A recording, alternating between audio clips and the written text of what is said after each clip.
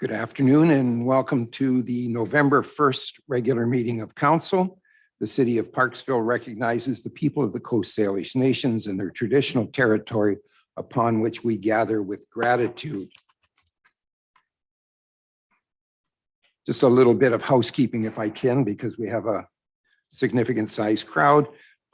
Just so everybody knows the rules that we have to abide by. COVID protocols must be followed. We have a capacity of 40 guests allowed in the audience. That's including staff, if I'm not mistaken. Audience members must be seated and wear a mask at all times. If you are feeling unwell, please leave. Our procedure bylaw has requirements about conduct at a meeting. No member or person attending a meeting may cause a disturbance, disrupt, or in any manner delay the conduct of business at the meeting. And that's it. So, no, thank you. Consent agenda.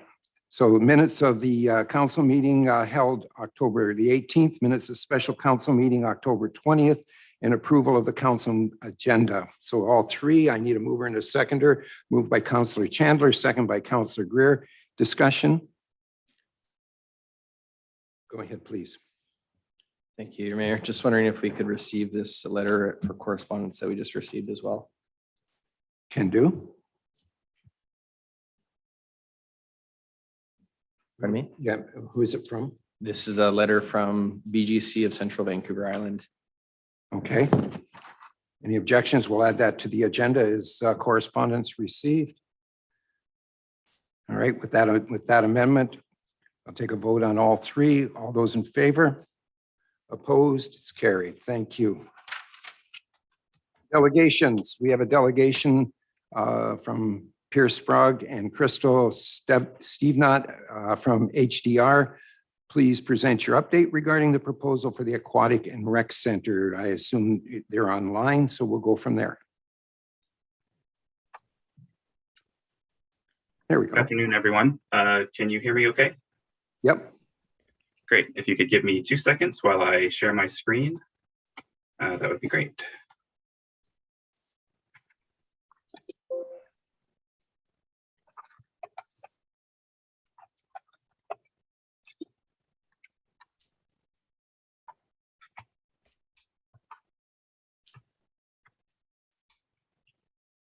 All right. Can everybody see my presentation fine?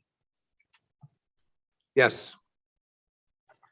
All right, great. Well, thank you and good afternoon, council members. My name is Pierce Sprague and I work with HDR, who is the firm hired by the City of Parksville to conduct a public consultation study for the proposed Parksville Aquatic and Recreation Center, excuse me. I am joined today by Crystal Stevenot, who is the project manager for the consultation study, and Diana Studer should be joining us shortly. She is going to be our lead children's workshop facilitator, and she has also helped us with the public workshops. Additionally, you'll see on your screen as part of our team, Brian McDonald. She helped with the pop-up events back in August and also helped to facilitate our workshops just last week. So I just wanted to give you a quick overview of the project team here. We have a small presentation planned for you today that should take no more than 10 minutes or so. We will begin by providing a quick history of how the project got to where it is today.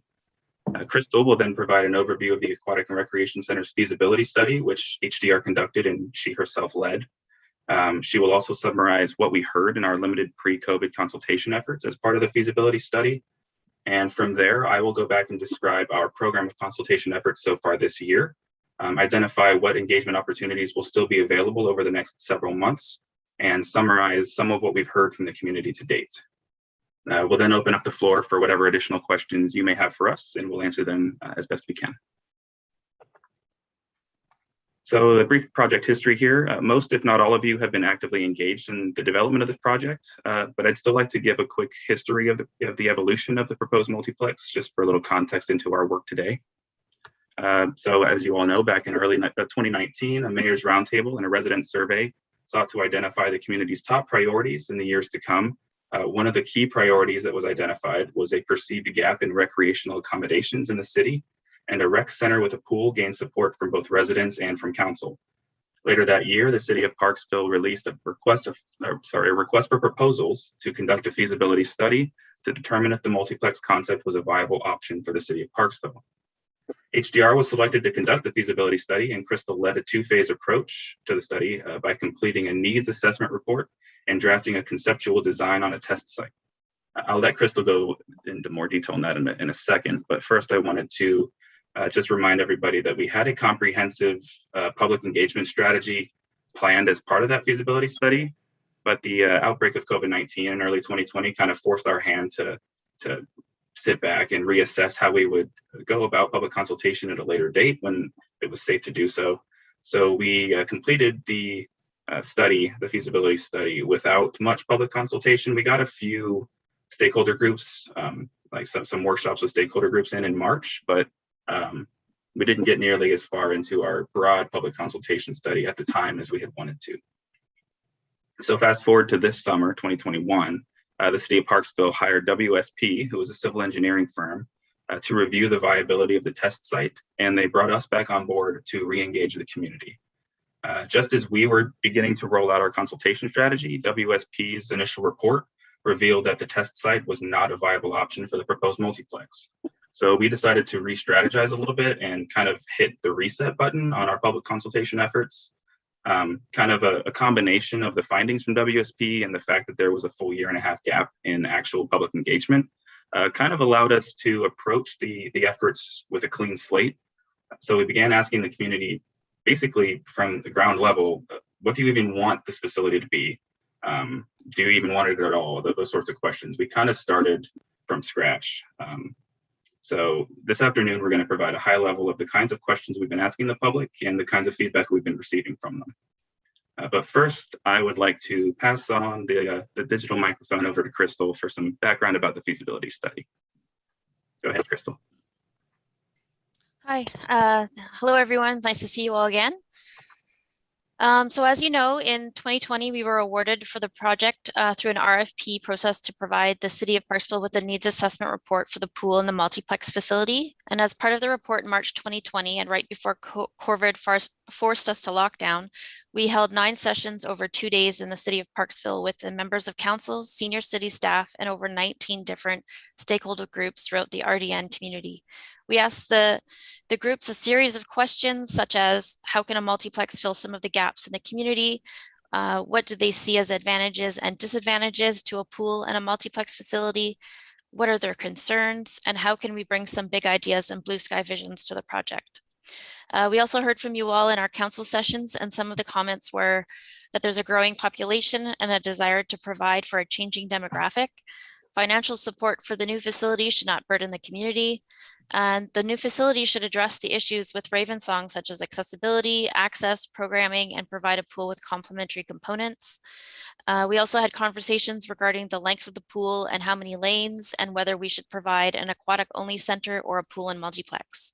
And we touched on how the location and the site will be important in addressing accessibility and any future expansion potential. We also held a trends in recreation and aquatic workshop, as well as the programming workshop, where we reviewed the various pool and recreation components for facilities such as this, based on budget and what the community might need to complement other facilities in the area.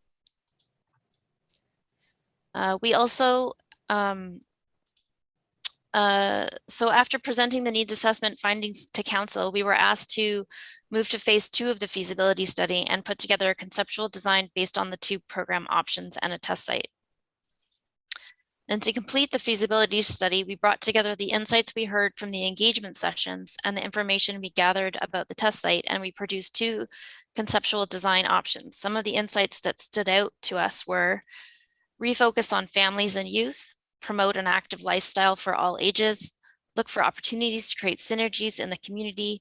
It can promote intergenerational connections. It can attract and retain residents of Parksville, connect to nature, and provide something unique to Parksville. And with that, I'll pass it back to Pierce to go over our work this year. Thanks, Crystal. So yeah, like she said, I'll go ahead and give you a very high-level look at our public consultation study this year.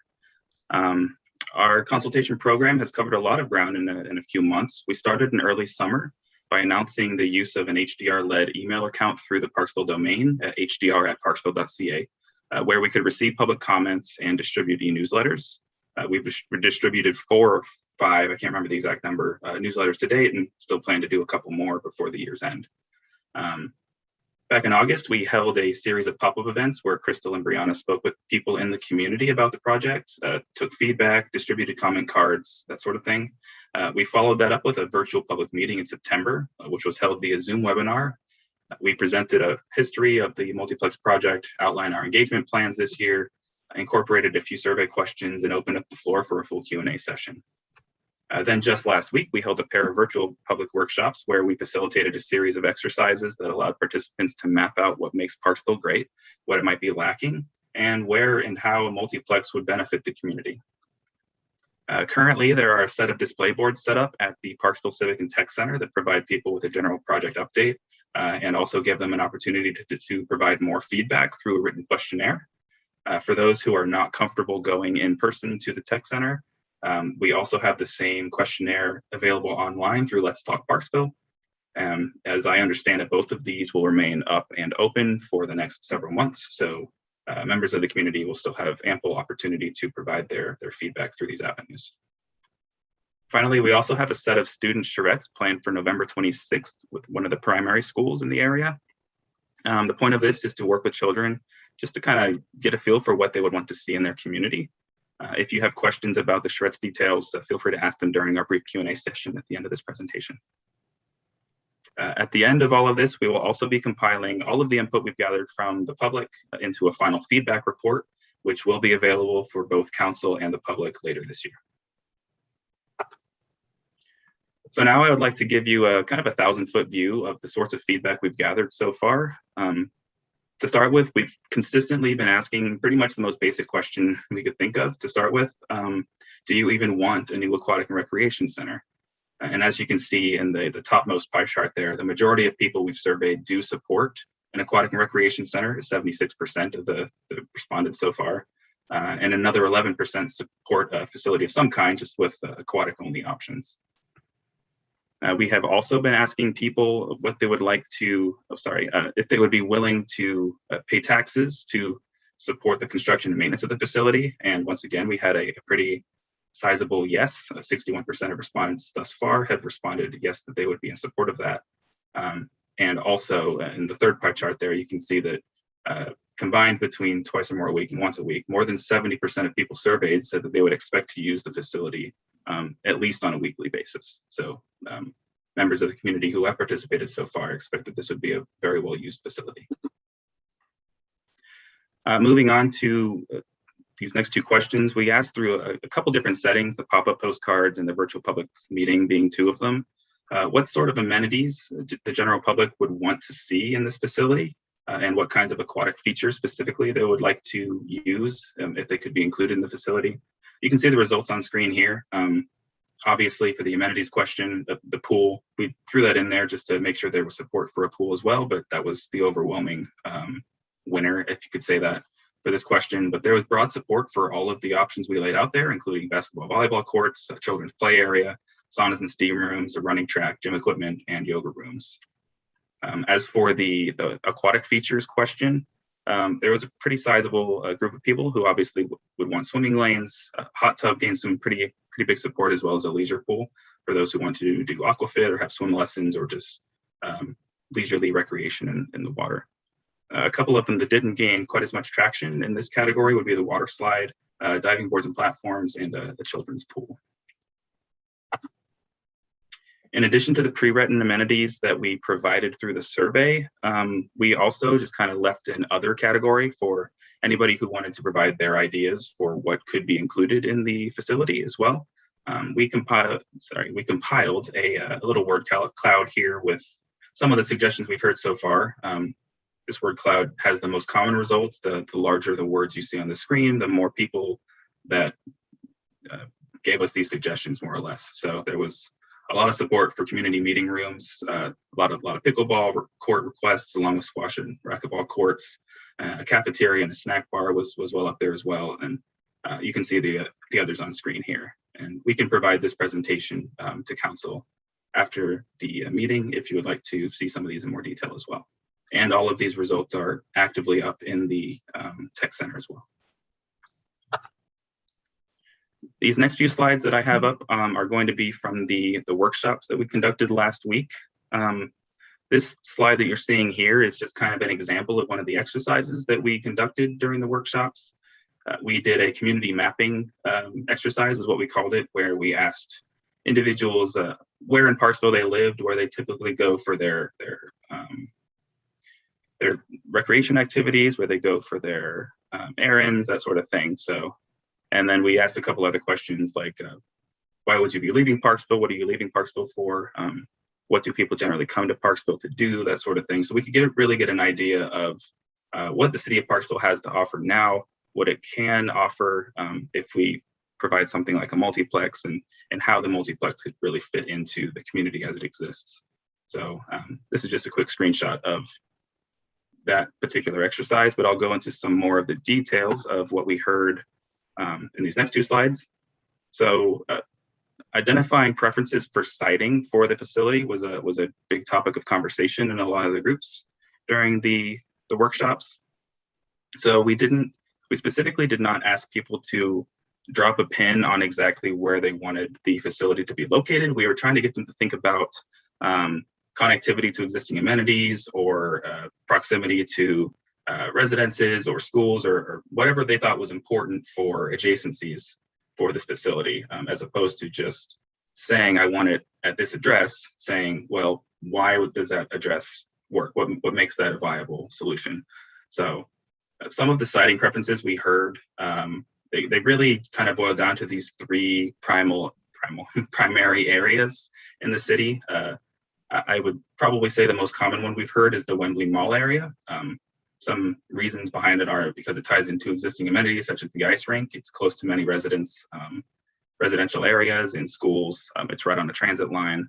And another idea we had heard is that it could appeal to less serviced oceanside communities such as Qualicum and French Creek. If you have the facility located in the western part of the city, you may be more apt to drawing people from the northwestern part of the oceanside community than if you had located the facility on the eastern part of Parksville. There was also obviously some support for locating the facility in the downtown area, which is a central location and could better serve everybody in the city of Parksville. It would be near the best restaurants and existing services, and again, right on transit. The big challenge with this location that everybody identified was that there's already a lack of space down there. So finding the space for a new building, and especially for parking for that new building, would definitely be a challenge. And the third area we heard some support for was the industrial area in the southeastern part of the city. Kind of contrary to what we just talked about with the downtown, there's plenty of space to build and park in that area, and it's kind of away from tourists and from traffic congestion. So it would kind of be the destination there, and you wouldn't have to worry about how much of a challenge it would be to get there. But on the flip side of that, there's not very much access for those who do not have a car. So being able to commute to it via transit or through bike or even walking would be more challenging.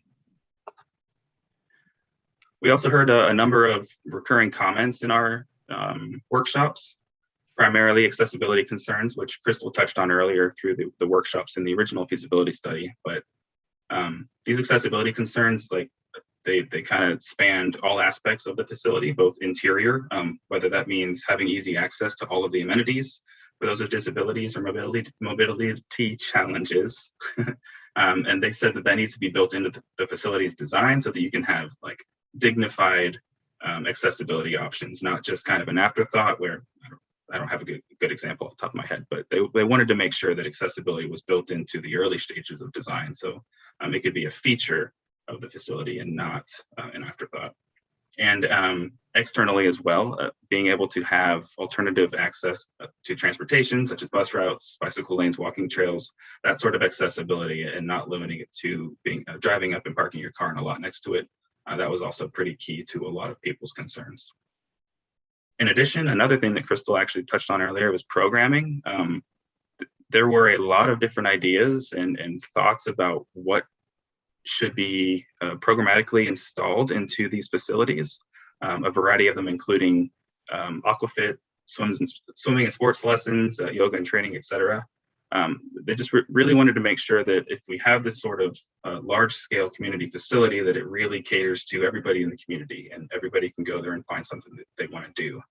And to that end, having synchronized programs kind of overlapping so that all members of the family can remain active at the same time was a really key point that we heard as well. So that's, for example, if a mother and her child are going to the facility at the same time, the child could be taking a swim lesson while at the same time there's a yoga class or something for the mother, so that she doesn't have to sit there and watch the swim lesson for an hour or find some other way to entertain the child while she's in her yoga class. Both can be happening simultaneously and everybody wins, basically. And then third, I alluded to this through the amenities word cloud earlier as well, but there's a lot of support for community gathering spaces in general, whether that be for meeting rooms for like, what's the word? I'm blanking on the word, but if you have like interest groups or those sorts of individuals who want to meet up with like-minded people, being able to provide a space for them to do so would be very important to this sort of facility, as well as event spaces, since the city of Parksville seems to be not lacking, but there aren't very many options for holding larger group gatherings or events in the city right now. So incorporating that into a multiplex like this could be a great idea.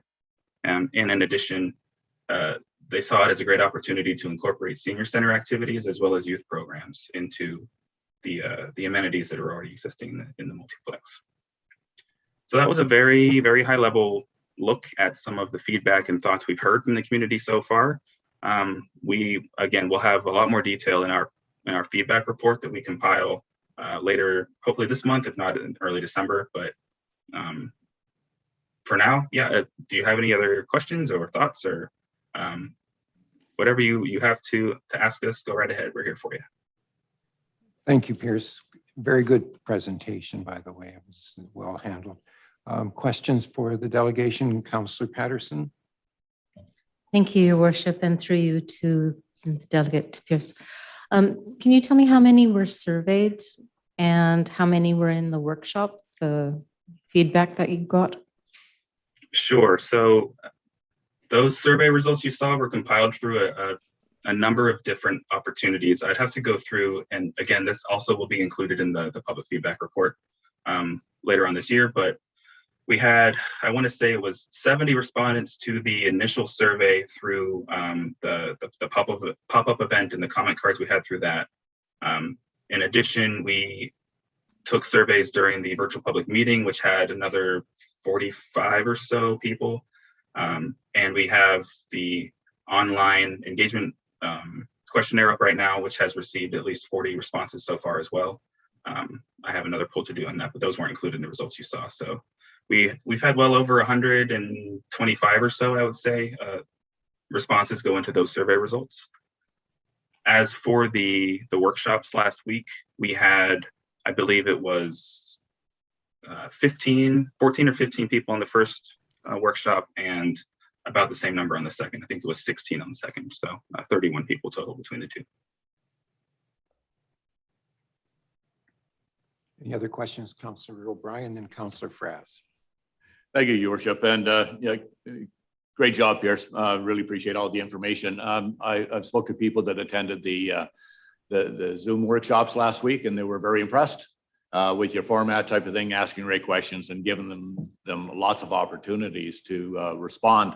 My only question is, we seem to be coming out of the hopefully out of the Zoom and virtual formats.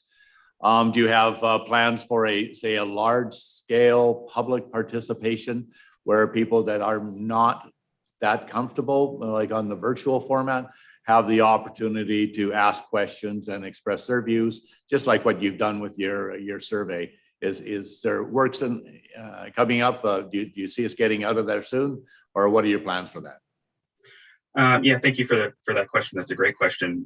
We were originally hoping we could have done this round of workshops in person. We had to kind of change gears back in late September and revert them to virtual only. But I do hope that there is an opportunity to go back in person at a later, hopefully not too distant future date. I will say our scope and involvement with the public consultation study is concluded after the student workshops later this month and our public feedback report. So we'll be handing over the monitoring of the live surveys back to the city of Parksville. At that point, I'm not privy to what other opportunities there will be for my team to get back involved in the public consultation efforts later on, but I would highly recommend we do some sort of larger in-person workshop events like that. I did find that there were several challenges just technologically with putting on one of those sorts of workshops. And I appreciate that you've had several people come to you and say that they supported the format and everything.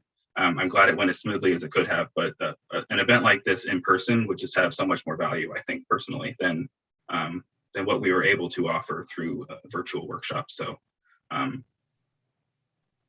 long-winded way of saying, I would highly recommend you do another kind of workshop like what we just conducted in person so that you can provide more opportunity for those who are not comfortable online to provide their thoughts and feedback in a similar manner.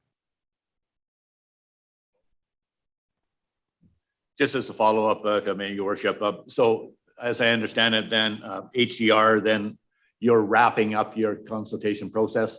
So if we were to do a larger format, that would be up to us to hire another facilitator other than yourselves or yourselves possibly. But the thing is that it would be another contract to take care of that final, because the formats as received, your numbers were quickly like about 60, 65 people. And then I know the other ones, the other formats were about 30 to 40 participants. Well, we have considerably more people, I think, that are very interested in this pool project. So I think that's great. So I just want to be clear on what we as a city has to do further. Thanks for that.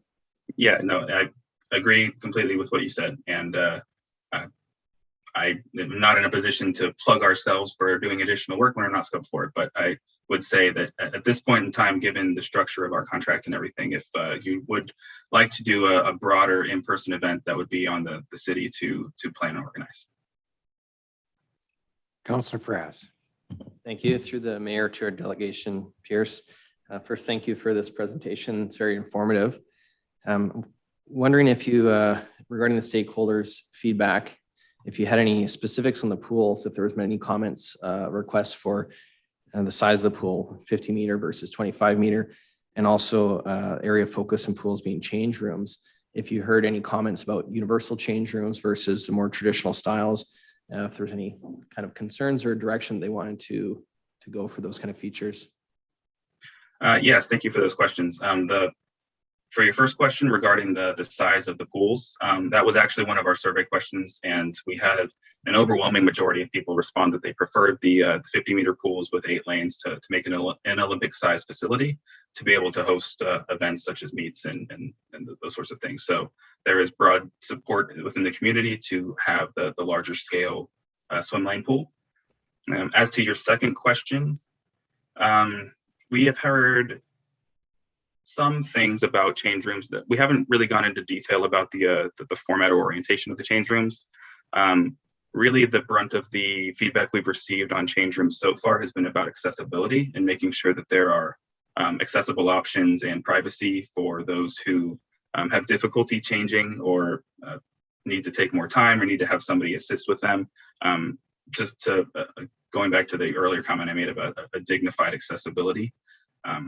We've heard a lot of people say that they would prefer to have those changing rooms kind of made more private so that they could just not have to worry about what other people are watching or seeing or viewing while people with disabilities are changing. But beyond that, we have not had a broader conversation about the makeup of universal versus men/women sort of change rooms. Thank you. Anybody else? All right. Thank you very much. Appreciate it. Thank you all. It's a pleasure. Soon, I'm sure. All right. I need a mover and a seconder for the recommendation to receive the information provided. Councillor OBrien, seconded by Councillor Greer. All those in favor? Carried. Thank you. Mr. Russell, you're up next.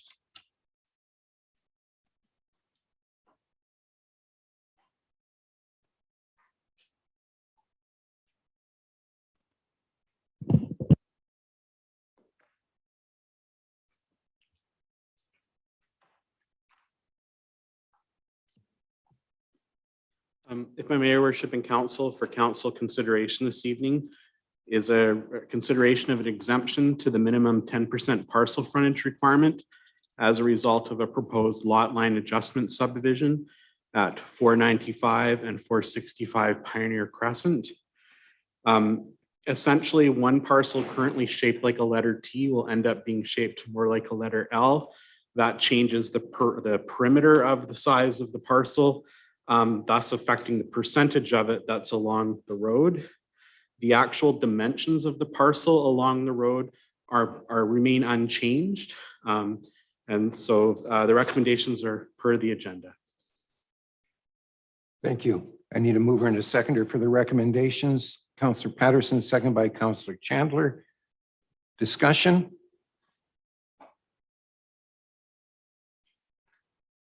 All right, I'll call the question. All those in favor? Opposed? It's carried. Thank you.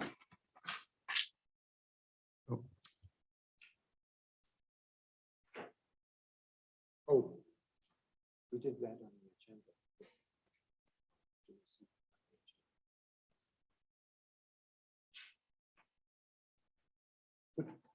Yeah, I'm okay. Councillor O'Brien, you provided a notice of motion at our last meeting regarding the PCC. Please, you have 10 minutes.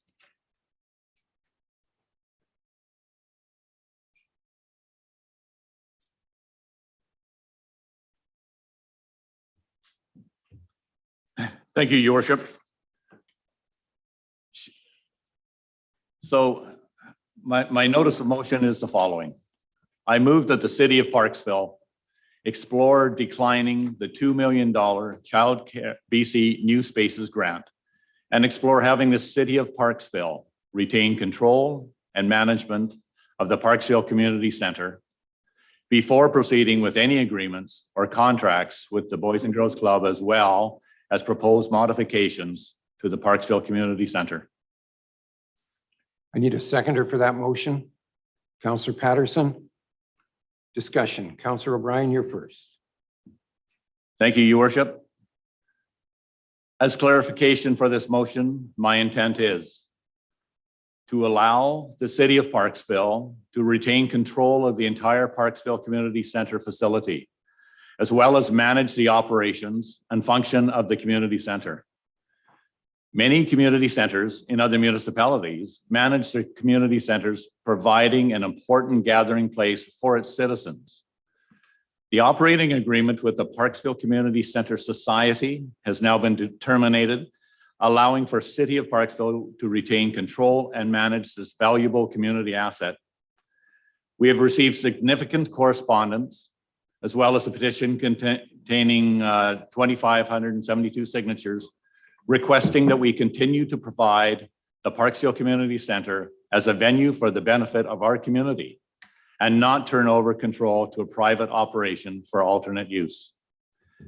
As elected representatives, we are expected to represent the constituents of Parksville by listening to their concerns with an open mind and preserving the valuable community assets entrusted to ourselves. The Parksville Community Center was built and paid for by Parksville taxpayers and numerous businesses and community club contributions. The purpose was to build a community center, not a daycare center or other venture contrary to a community center values. Community centers are literally the heart of the city and are essential for the success of all municipalities. Unfortunately, this council has not provided opportunity to measure support for the proposed closing of our community center. Council has not requested input from the many stakeholders, service groups, businesses, and donation contributors that built the Parksville Community Center. The donation plaques that were proudly displayed are a testament to the community support. To willfully remove this community asset is unethical and morally corrupt unless we have approval from the citizens of Parksville. We do not have the authority to repurpose the PCC to alternate use. We can manage and operate this facility for the benefit of all of our citizens and proudly provide facilities to celebrate Parksville. The town of Qualicum Beach and many other BC cities owns, manages, and operates their community and civic centers very successfully, since they appreciate the value and worth of community centers for their citizens. Community centers are not expected to operate as a profit center and are generally subsidized from property taxation, which is considered by our citizens as a very worthy service provided by the city. When the option of providing daycare spaces subsidized by grants from the province became available, the UBCM provided a child care strategy and planning guide to be used by municipalities when considering support for daycare space possibilities. On page 27 of this guide by the UBCM states, when considering daycare space, vacant land or existing structures in public ownership, but not currently used by the public, which the PCC is currently used by the public, and in fact, played a vital role recently as a vaccination center for our community. The daycare space proposal was not intended to displace existing programs or use of community buildings. The town of Qualicum Beach also decided to support the daycare spaces program, and in fact, created a policy for the site selection process which adhered to the UBCM guidelines, whereby among other criteria on site disqualification, line 14 in the town of Qualicum Beach's report shows displacement does not displace other users. In other words, if it's going to displace other users, that site should not be considered. This is how the town of Qualicum Beach came looking for ways to support their child care space program. So the thing is that if the purpose-built childcare center on unused land parcel was able to work for Qualicum, I'm sure that it could have worked for Parksville as well as the UBCM suggested collaboration for daycare space programs to be used through other stakeholders such as the school boards. That's it for now. Thank you. Thank you. Do I have any other speakers?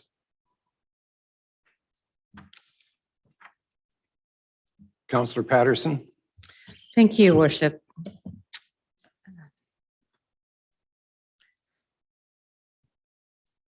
When Councillor O'Brien asked if I would second his motion, I said yes, absolutely for discussion, and I would hope that all council and mayor would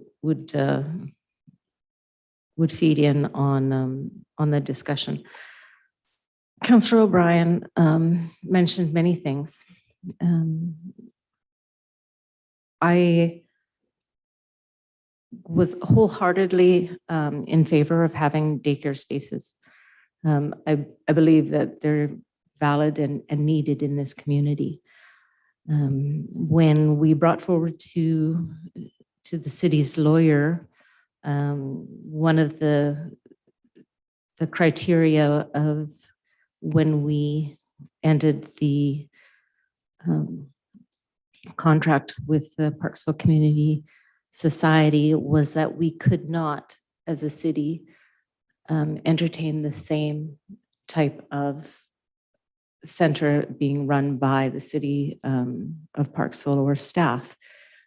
We would either have to leave it dormant for 2 years and then take a sort of possession if we were to engage in the activities that the community center had in the past.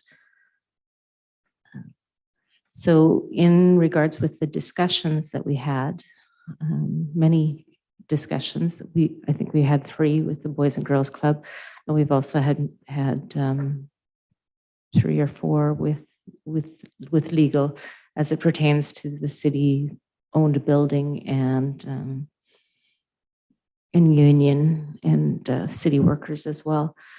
So from my point of view,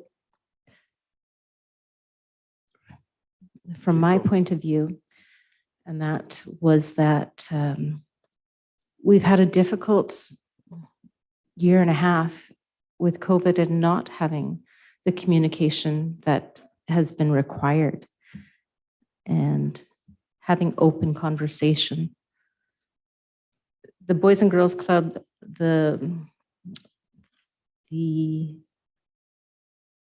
what Councillor Fraz asked to have on the agenda was a letter that was received on October 29th. And it identifies the different number of spaces and age groups and everything that are required. But the one that I thought that was interesting is that they would still, if you can just give me a second.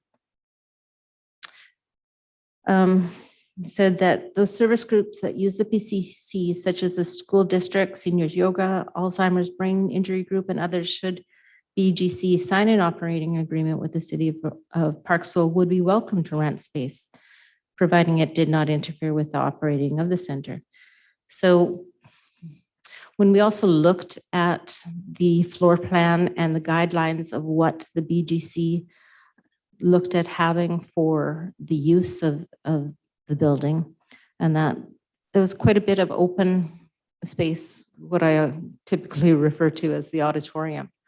In the lease, the first lease and everything that we've looked at, it was also asked that the center would be able to provide space for different groups. It would be able to provide for vaccination center. It would be able to have elections and other needs where the space could be used for those larger groups. And I was thankful for that.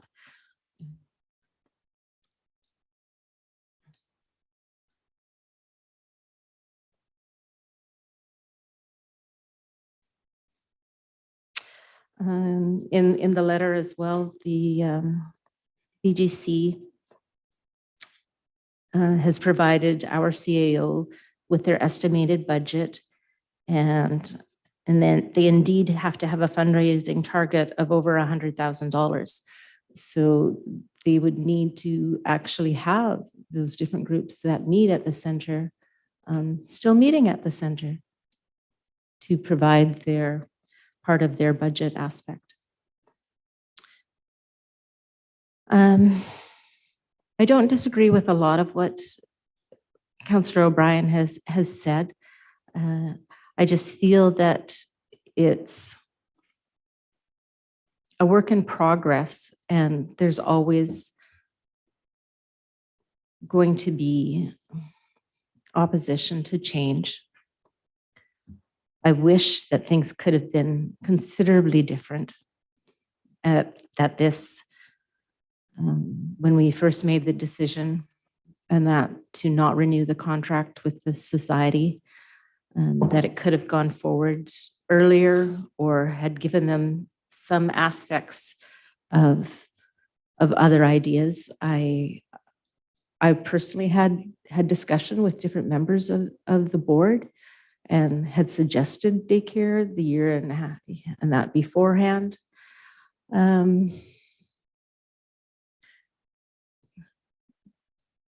I love the community center. There isn't any doubt about that. I've been a Rotarian in the past. I've contributed there. I've had many, many activities and everything there as well. You had a presentation already today in regards to the Parksville Aquatic and Recreation Center. And I felt that this new center would work for all the needs of the community, in addition to the Boys and Girls Club having the center next door. So I'm conflicted. There isn't any doubt about that. But like I said, I wanted to comment, and I would hope that, like I said, other members of council would comment as well. Thank you. Thank you very much. Anybody else wish to speak? Councillor Frass. Sure, thank you. Through the mayor to council, it's in response to Councillor Patterson's request for us to weigh into it. Not really sure where to start, but I guess first I'll say that I can understand that a lot of the residents in Parksville, they're concerned about what change would look like in the future with a different operator at the community center.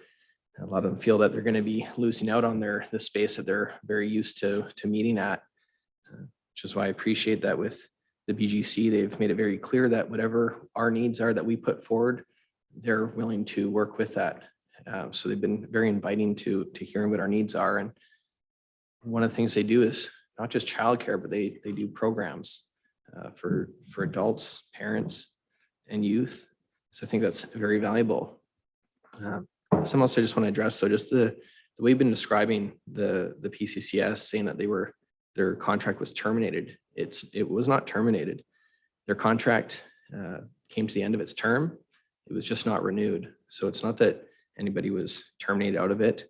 And I don't think that anyone should assume that they automatically get a renewal contracts at the end of terms. That's why we have end of termination dates on contracts. The other thing too, I get emails, people saying that they're concerned that we're closing down the community center. And I think this is the way that it's often being described out there to the residents and the public. They're not sure what's going on and they're thinking that it's being closed down, but we're not losing our community center. I think we're actually looking forward in the future, the kind of ways that we can strengthen our community. We talked about things like opioid epidemics happening in our province and what happens to people who had what they call them adverse childhood experiences. And with the big push to raising strong children and giving them these wonderful experiences in communities and looking at what the outcomes are later on in their life.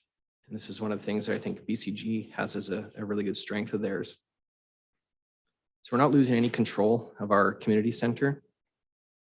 I think this is a positive area to go. And I'm not sure what we would have to gain by if we were trying to be the operators ourselves as a city. It would be turning down a significant $2 million grant. It's very valuable for us as well. The operating costs of it, we don't have staff for it. This is not our area that we typically manage those types of things. So I don't see any benefit to it. By switching the providers, there's a significant cost savings just in the operation of it. So to me, there's multiple benefits. And while it's uncomfortable to go through that change at first for people, I think when we get it up and operating, if you were to see what they were able to provide to the community, I think people would be very pleased with it. Order, please. And just in regards to that as well, it's one of the things we've talked about here before, and we've all agreed to having town halls and looking at that direction of having community council interactions. And the only reason why that hasn't gone forward is because of the challenges with COVID. We're still getting technologies like Zoom meetings and things together, and on top of our staff being very loaded with a very ambitious council. But those types of things are and have been put in our works, and there's always room for improvement on that kind of engagement, and we've been making that efforts in that direction. So anyways, I think that's all I have to say about this for now. And I hope that the public gets a chance to help clear up some of those misconceptions that are out there. Thank you. Councillor Chandler and then Councillor Greer. Thank you, through your worship. Just some comments. Obviously, I was involved in the liaison role of many of us have been, Councillor Patterson as well. And with the PCC, it's a very passionate group. The board has been, the board has always had that passion. They've tried to work hard, and with some of the things that have happened, obviously there's been different things that have hampered the growth or the change there. But ultimately, firstly, I'd like to thank everybody that's come out today. I think it's important that we're able to listen to all of the different things that Councillor OBrien has brought up. I think it's important. It's important for Order. everybody that has been able to send us emails that we've been able to read, to voice their opinion. I think it's super important.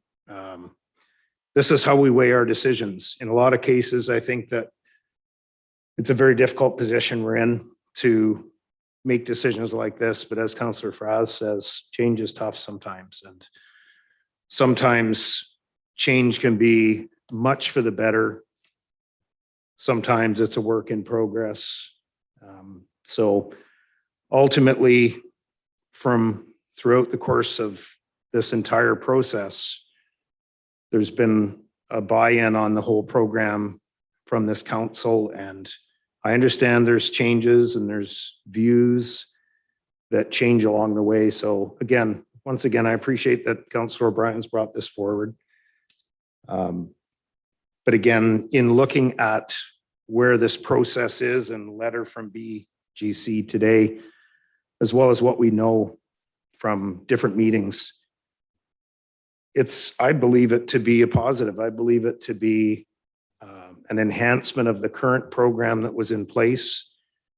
And although that may not appeal to everybody right now, I think it needs to be viewed and seen in exactly what's going to happen. So that's my comment. Again, please want to let everybody know, thank you for coming out. We certainly appreciate it. Thank you. Councillor Greer.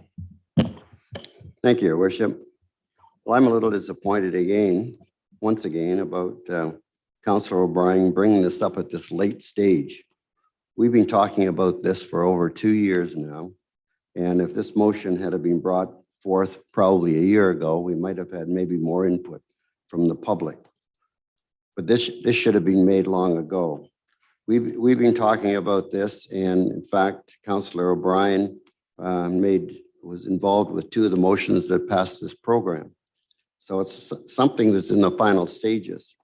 We were in favor of all the motions made, this council. It is time to put all the taxpayers in Parksville first. There has been too much misinformation about the operation of this building. For the city to run this facility, it would cost a pretty penny, and I mean a pretty penny. Over many years now, it is not operated as a community center. Renting a few rooms to a small number of organizations, this is not what this large community center is about. Over the last few years, we have subsidized this organization over $3 million. By leasing to the BGC group, it will not cost taxpayers a dime, along with allowing organizations to still use the building in off hours. For the first time in many years, this building will be used day and night without a cost to the city. I think that's extremely important. This is a very positive move by this council to make full use of this building. Bottom line is the public will still be able to use this building when is required. Thank you.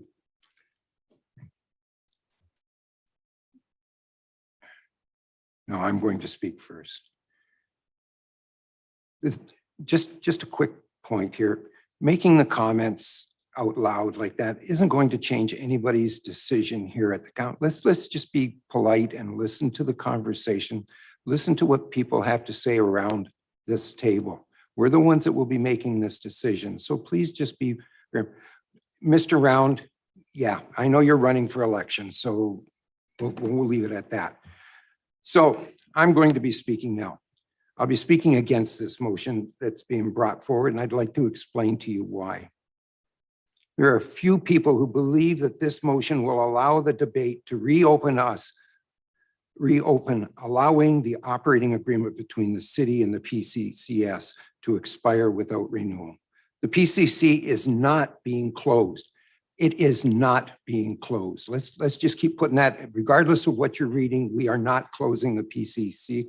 Its operations, in fact, will be enhanced over the next while.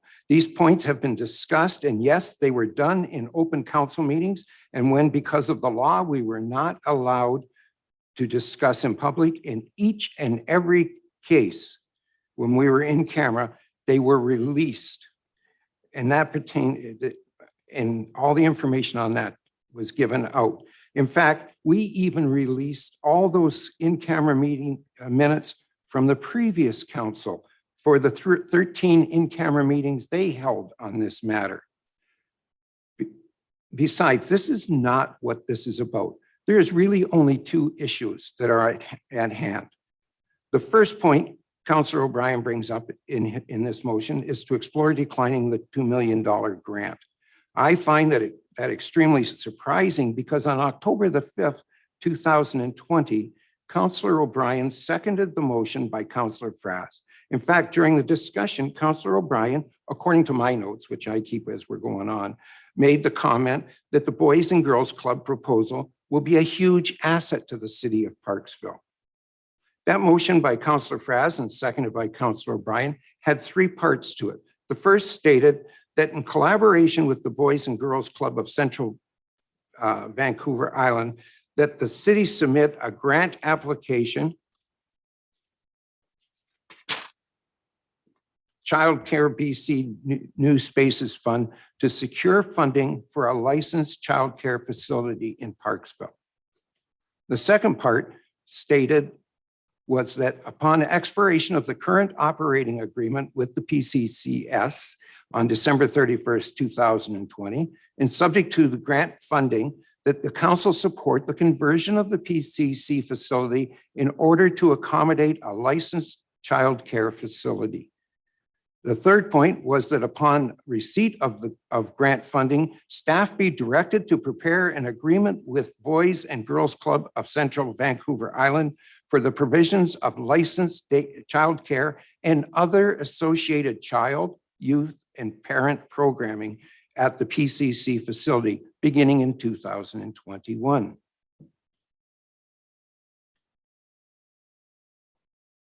It is very difficult to interpret this motion in any other way, and that Councillor OBrien was wholeheartedly in favor just 10 months ago. He seconded the motion and voted in favor of it. It did not speak to coming back with other alternatives for PCC use. We did not talk at that time that we wanted the Boys and Girls Club of Vancouver Island to facilitate other users when it can be worked. I'm sorry, I got that confused. With their scheduling, we did say that the facilities would be made available for the city for elections, candidate debates, for emergency measures if needed.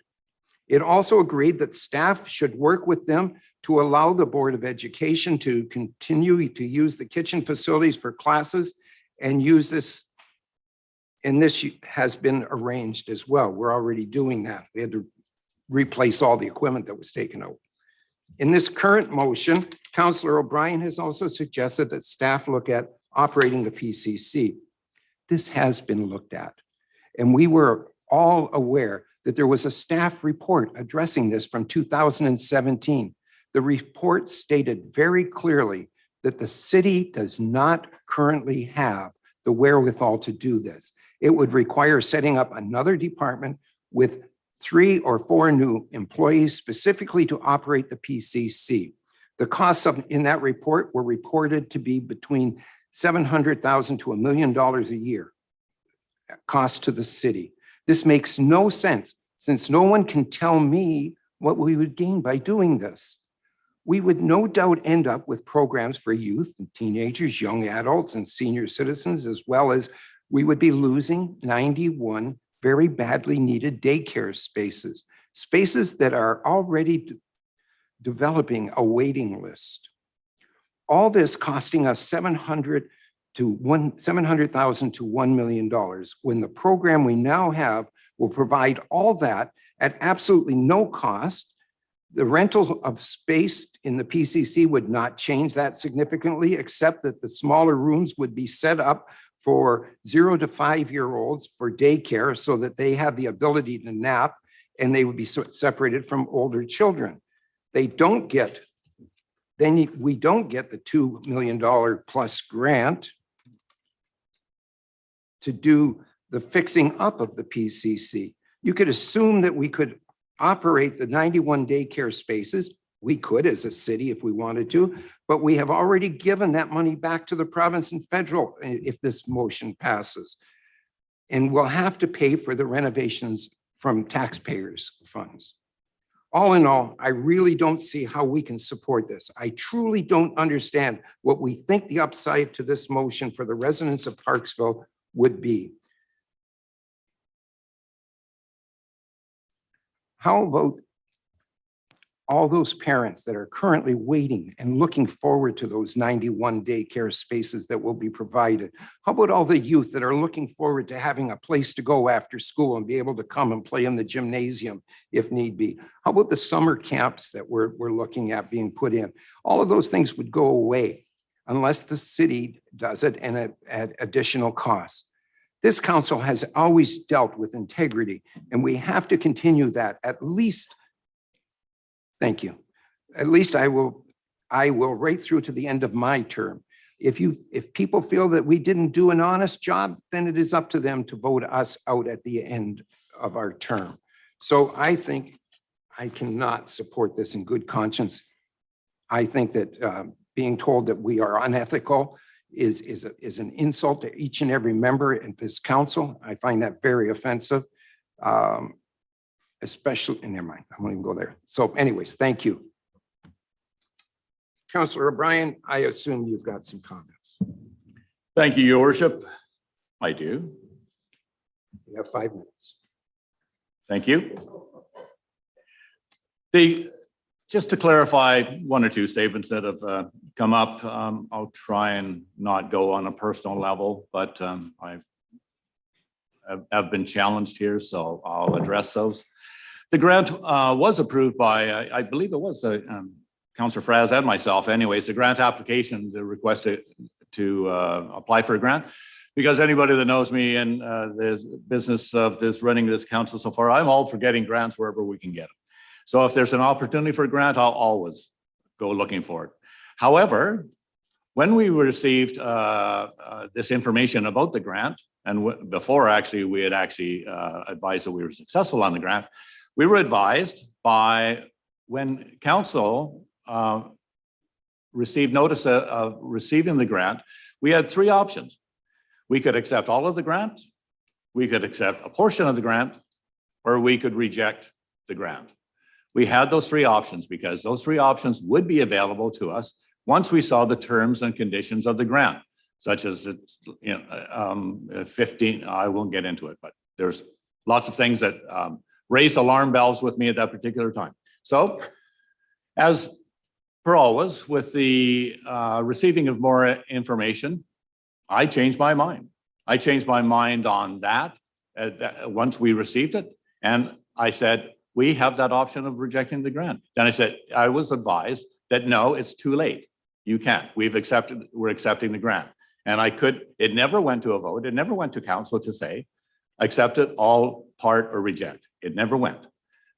Unless you can find it somewhere and I'll stand corrected. However, so that's regarding the grant.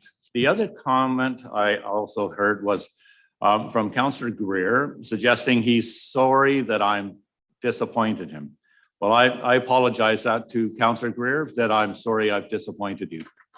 But actually, I represent the people of Parksville, not the council, not yourself and your feelings. I represent the people, and that's what I'm elected to do this term, as you are. We all are. Order. So order.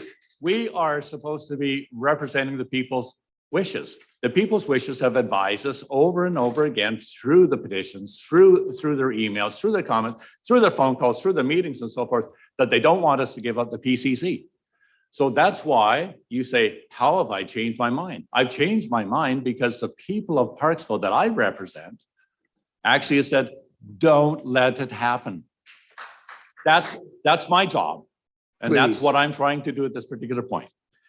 So just to respond to your comments, Councillor Greer, accept my apologies, please. So basically, Councillor Fraz made a very good point, and he actually stole a couple of words of my follow-up here, because the thing is that we needed a public hearing of sorts. And then, so I also recalled our strategic plan that said, we will have more town hall meetings, as Councillor Fraz has pointed out. And that is exactly the format that we should have had this discussion, was in a town hall meeting. That is exactly it. So if we couldn't have it because of COVID, then stop the process. If we can have democratic participation, stop the process until we can have a town hall meeting or a public meeting of some sort that we can gauge the public's opinion. We haven't had that opportunity. We haven't.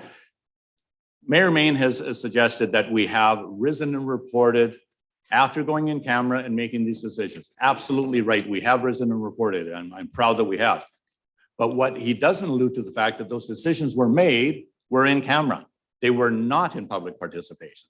So the thing is that it's great to say, here's what we've done, folks, but it's after the fact. So that's very unfortunate. So I would be all for a town hall meeting or public hearing style meeting at any time, so we can gauge the public's thoughts on this. The other thing is that the PCC running with the full functions, with the Christmas fairs, with the car shows, with all the other things that we had going out of there, the food truck festivals and so forth, provided an important economic driver for the downtown core, for the city of Parksville. No doubt, I am not in any way negating the powerful effects of Boys and Girls Club or daycare. I'm not at all. However, having the community center open for all and all business groups and so forth to participate there opens a big economic opportunity for the city of Parksville, for hotels and so forth, that won't be provided by a daycare space. So having said that, Mayor Mayne may be surprised, but I'll just close by just a couple comments about from a letter we received.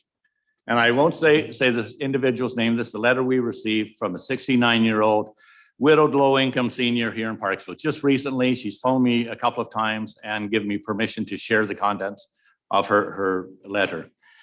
Basically, she used the PCC in the past anyways through a seniors connecting group for run through by SOS. And anyways, and they met weekly, year-round in the big room at the Parksville Community Center. It was my only form of social activity, and it was great fun. She says, seniors have feelings, and we still like to have fun. In fact, it's very healthy for us to be able to do so in a secure, safe, and affordable setting. Now you've ripped that away from us. Why? We're faithful members and taxpayers of our city, so why are you penalizing us? We are most definitely part of the Parksville community. Many are volunteers and have contributed to the running of our community centers for years by attending numerous functions and gatherings. You're closing in on your 5 minutes. Councillor. Thank you, Your Worship. I'll try and speed it up a little bit here. Thank you. Thank you. As you see fit. No doubt you realize the goal is not to make a profit from the center, because city taxes should pay for any shortfall above income received from groups which used it over the years. I object strenuously to your hasty and mean-spirited behavior in arbitrarily deciding that we seniors shouldn't have fun and any social interactions at our community center anymore.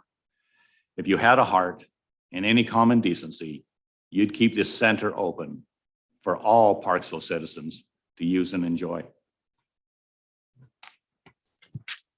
That was very heartwarming.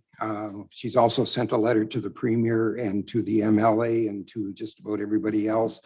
I've had a phone conversation with her as well that went on for 45 minutes. She was not aware that we were not closing the PCC, that we just were changing operators.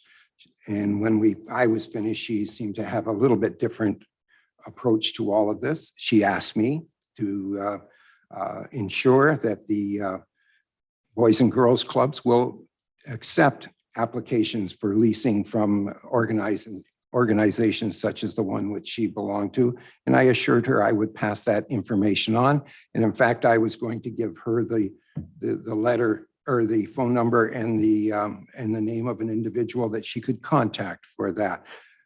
So having said that, that was very, very heartwarming, but it wasn't. The petition that you speak to, the 2,500, when we looked at it and when we brought it down, there was less than 800 people that actually lived in the city of Parksville. I saw addresses from as far away as Saudi Arabia on there, in Australia and New Zealand. So, and the question was a very simplistic question. Do you support a community center? Of course, everybody supports a community center. And that's what we're doing. We are not closing the community center with any of this. We are in fact going to enhance it. And that's what we're all about. So having said that, everybody's finished with their speaking. If I see no other new speakers, then I am going to call the question. All those in favor of the motion?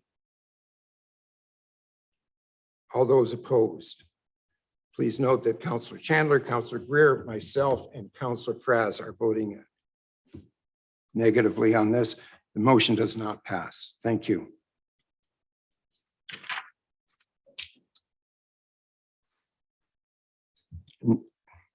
I'm putting forward a notice of motion as well for myself for the next meeting, so that we can develop a second COVID-related grant and aid intake for nonprofit groups. The following motion, you have a copy of it. If I may, this is for this meeting. If council wishes to vote on it, it was on the agenda. So you don't have to wait Okay, till I don't next have meeting. to. I can vote directly. All right. So we can, I'm being told that we can address this motion today if we wish. So I'm moving the two recommendations, and I need a seconder for it. Councillor Greer is seconding it. Discussion? I think this, Councillor Patterson? If you'd like to continue, I'll wait No, please go ahead. on that. I'm pleased to see a second COVID relief grant intake. I think we've seen some emails and everything to us asking if there's any funds available for some different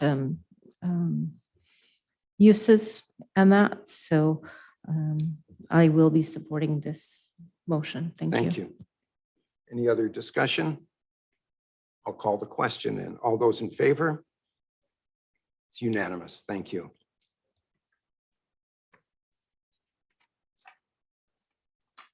Are there any other notice of motion requests from council? Councillor Greer. Thank you, Your Worship. I have a notice of motion, and that is in order to expedite the business of council in an efficient manner, council directs staff to amend the procedure bylaw to add a requirement that council members only be permitted to speak a minimum of 2 times on a particular subject unless the member is raising new information that has not already been considered by council. I picked up on it. Go ahead. Okay, just you had read that incorrectly. You had said the councillors are only permitted to speak a minimum of 2 times, but your motion here is actually a maximum. What did I say, minimum? You said minimum. Sorry about that, maximum. All right. So that's going to be on the next, at the next meeting. Any others? Moving right along. Just a reminder that our next council meeting will be held on Monday, November the 15th, 2021 at 1 p.m. I need a mover and a seconder so that we can move in camera pursuant to section 91. Put my glasses on, I could read better. E and K of the community charter proceeds to a closed meeting to consider items relating to acquisition, disposition of land, and the proposed provision of a municipal service. I need a mover and a seconder for that. Moved by Councillor Chandler, second by Councillor Fraz. All those in favor? Thank you. We're now going into camera. Let's take 5 minutes and we'll be back at 2:20.